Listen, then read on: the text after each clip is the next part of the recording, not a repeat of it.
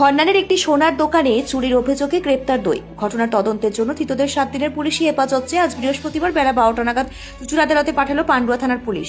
Police সূত্রে জানা যায়, অভিজিৎ ব্যানার্জি নামে এক ব্যক্তি গত 23/5 তারিখে পান্ডুয়া থানায় লিখিত অভিযোগ দায়ের করে।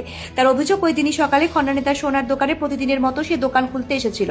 প্রথম শাটার খুলে টেবিলের উপর একটি ব্যাগ রেখেছিল। দ্বিতীয় শাটার খুলতে গেলে নিমিষের মধ্যে অচেনা 2 ব্যক্তি মোটর বাইকে করে এসে তার দোকানের ভিতরে রাখা ব্যাগটি নিয়ে চম্পট দেয়। অভিযোগ, ওই ব্যাগে প্রায় 225 গ্রাম মতন সোনার গহনা এবং আনুমানিক প্রায় 20,000 টাকা নগদ ছিল। অভিযোগ পেয়ে ঘটনা তদন্ত করতে থাকে পুলিশ। তদন্ত করে গতকাল রাতে জামনা বাজার সংলগ্ন এলাকা থেকে উত্তরপ্রদেশের বুলন্দ শহরের দিবাই এলাকার বাসিন্দা মোহাম্মদ কাশেম এবং উত্তরপ্রদেশের আলিগড় কুরেশিয়ার বাসিন্দা সোহিল খান নামে 2 ব্যক্তিকে গ্রেপ্তার করে। ঘটনার তদন্তের জন্য ধৃতদের 7 দিনের পুলিশ হেফাজত চেয়ে আজ চুচুড়া আদালতে পাঠায় পান্ডুয়া থানার পুলিশ। ঘটনার আরও তদন্ত করছে পুলিশ। ব্যুরো রিপোর্ট, আমার বাংলা নিউজ।